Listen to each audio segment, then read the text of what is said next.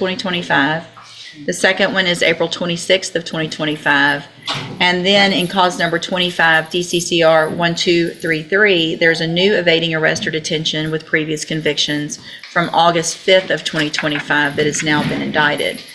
And Ms. Holmes has filed motions in the first two cases asking that I reduce Mr. Hancock's bonds, which are currently set at $100,000. It looks like there was a court date on July 22nd of 2025 that Mr. Hancock missed, and so that was when those bonds were increased. On July 22nd? Mm-hmm. Okay. And then, so he missed court on that date. So there it was, before that, there was an AFRS that was filed by the bondsman to get off the bond. But when he didn't show up, the bond forfeiture overrides that. And so that was the bond forfeiture. And then also, since then, there was a request for an emergency protective order. I'm also reviewing jail incident reports that I have received. Have you had an opportunity to review those? Yeah. Why don't you take a look at those, and then before you try to make arguments on behalf of your client who's making things very difficult for you, y'all can go review those, and then we'll come back and discuss Judge, the I think bond. if you just let me review his criminal history, the decision will be very easy. I've already know what I'm going to do, but I'd be glad for you to do that as well.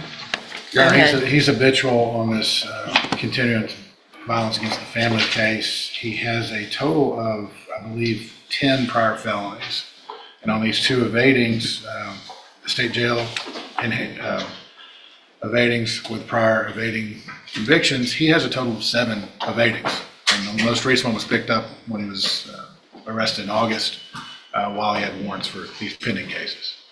His priors that are not evadings include firearms, drugs, and burglary. Okay. Ms. Holmes? He had only been off parole about 2 months before the new offense date in April. Honestly, based on everything I'm seeing, I'm not sure the bonds are satisfactory. We'll see. Ms. Holmes, any, So, Your Honor, I was provided some documentation. Apparently, Mr. Hancock did go to the hospital in July, which I believe at the time he did provide that documentation to the bondsman. I'm not sure if he was aware that an AFRS had been filed at that point.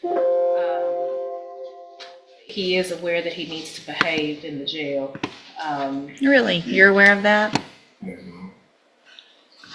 How old are you? I'm 36. You're 36 years old, so you needed to come here today and have her tell you need to behave in jail? No, ma'am. This is ridiculous.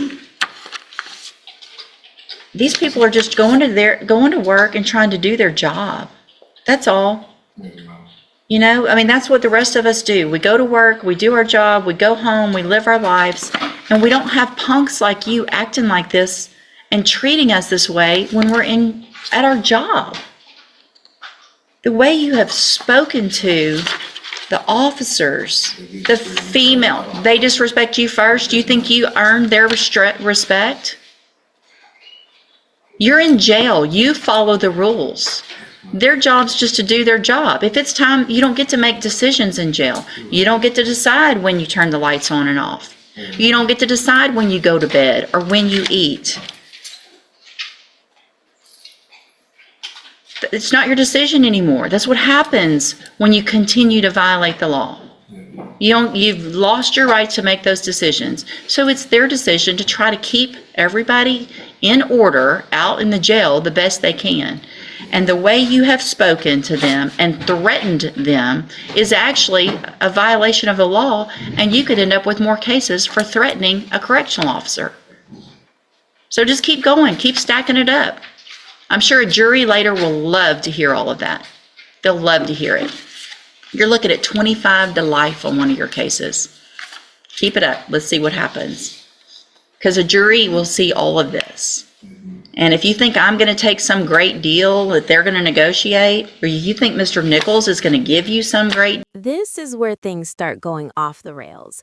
The living man argument, that's classic sovereign citizen language, and courts shut it down fast.